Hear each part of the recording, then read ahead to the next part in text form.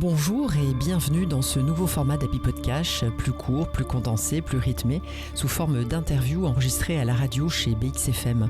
J'y reçois chaque semaine des fêlés, des entrepreneurs au profil et au parcours atypiques, pour échanger sur leur capital identitaire, humanitaire et monétaire, le tout en une petite dizaine de minutes.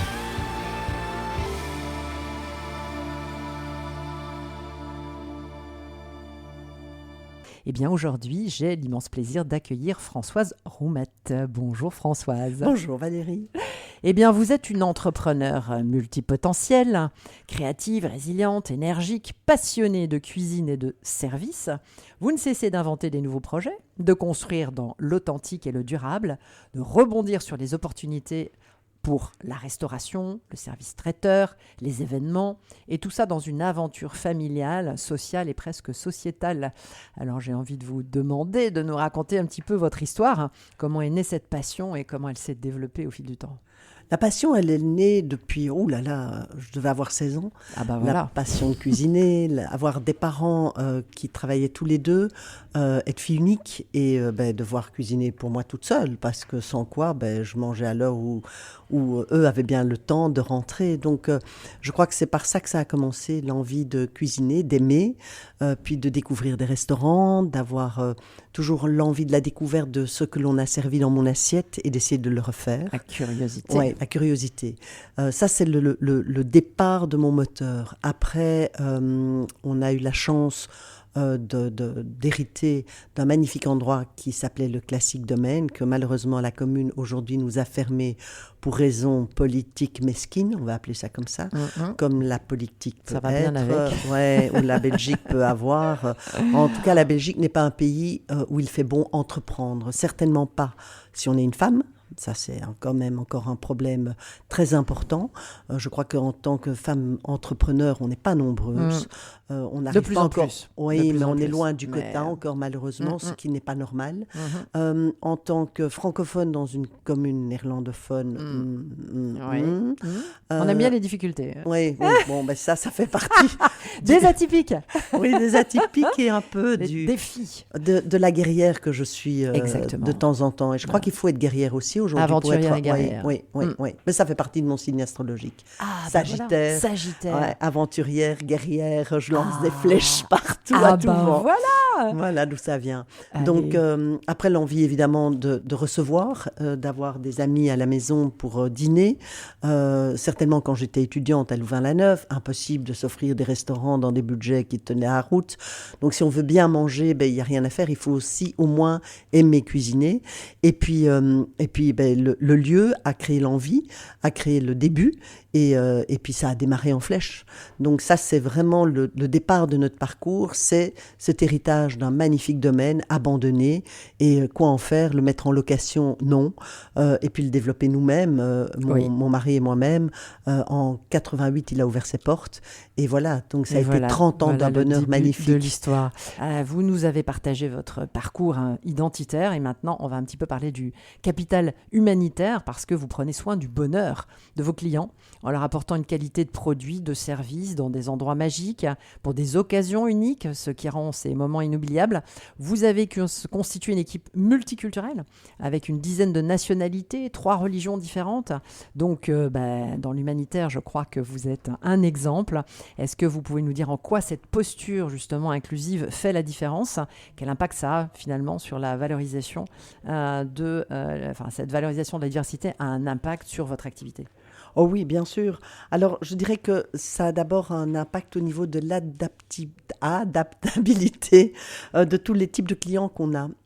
Ils sont multiculturels et aujourd'hui, on doit accepter tout le monde, quelle que soit la culture, l'origine, tout genre. Et puis aussi. à Bruxelles en particulier, on est quand même dans une ville multiculturelle. Heureusement, c'est une richesse. Exactement. Pour moi, ça reste une richesse, en tout cas, la multiculturalité. Entièrement d'accord. Voilà, et certainement en cuisine aussi, parce que qu'elle soit asiatique, qu'elle soit... Aujourd'hui, j'ai un jeune Arménien qui vient d'intégrer mon équipe.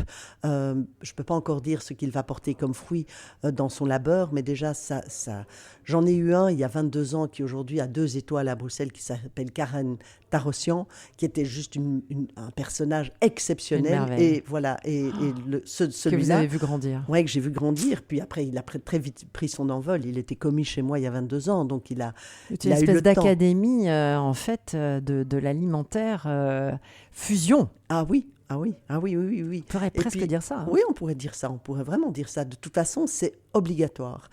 Et certainement aujourd'hui, il faut prendre des jeunes talents parce que le côté santé, le côté green, le côté respect passe par la jeunesse.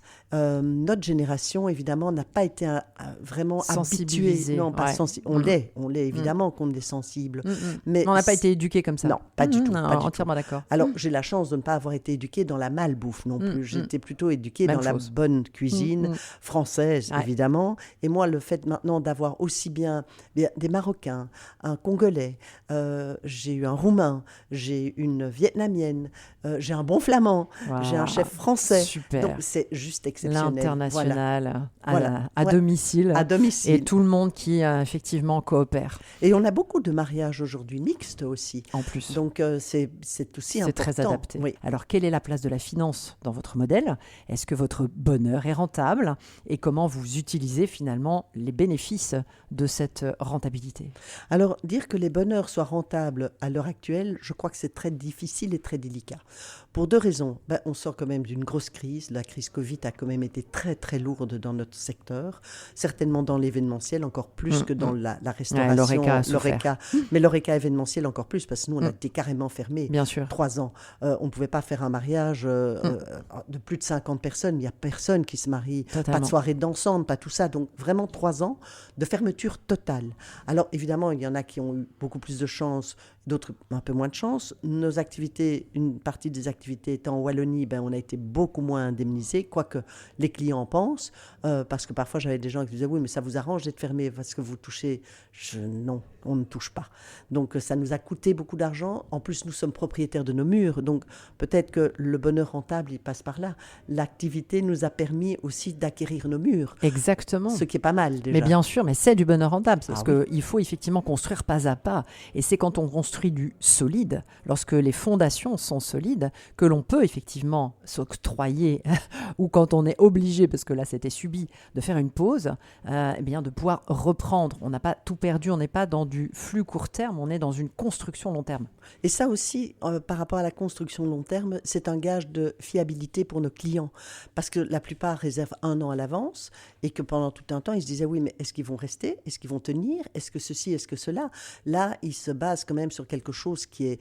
il n'y a rien de plus dur que la pierre. Donc, ils se basent quand même sur quelque chose qui est bien ancré. Ils voient le concret aussi parce qu'on vend du rêve pendant 1 an. Ils projettent leur mariage et nous, on se projette avec eux. Mais tant qu'ils n'ont pas vécu leur événement, ils ne savent pas. Ils ne savent pas, ils doivent quand même payer un acompte, ils doivent faire tout ça. Donc, je crois que la solvabilité de ma société vient de par les murs de la société. Bien sûr, donc cet édifice qui a été construit depuis déjà de nombreuses années et qui continue à fructifier et à traverser les tempêtes. Bien, merci Françoise d'être venue nourrir, parce qu'on parlait évidemment, effectivement, d'un capital santé en plus, au travers de tout ça, et inspirer les auditeurs de votre vision et de vos actions. On peut bien sûr vous contacter sur le site aromate.be, c'est ça. Sur votre profil, avec une petite astuce, c'est que votre nom de jeune fille est celui que vous avez utilisé sur LinkedIn, donc Françoise Delbecq. Mais je crois que c'est aussi important en tant que femme entrepreneur d'avoir sa propre identité. Certainement aujourd'hui, les jeunes femmes s'appellent toutes, elles gardent leur nom. Ma génération, nous étions obligés de prendre le nom. Tout à fait. Alors moi, ça m'est complètement égal parce que j'ai 3 enfants qui portent le nom de mon mari, mais quelque part, mon nom de jeune fille est un très beau nom aussi. Et vous assumez les deux. Donc, on peut aussi vous trouver sur LinkedIn avec Aromate, ce qui règle la question de la dualité. Et au revoir bien Françoise, et surtout continuer à célébrer cette diversité humaine et culinaire. On en a tous besoin. Je suis Valérie Delande, créatrice et animatrice du concept de bonheur rentable, et je vous donne rendez-vous chaque semaine avec un nouveau fêlé. Vous pouvez également retrouver les chroniques du bonheur rentable en podcast sur le site de BXFM.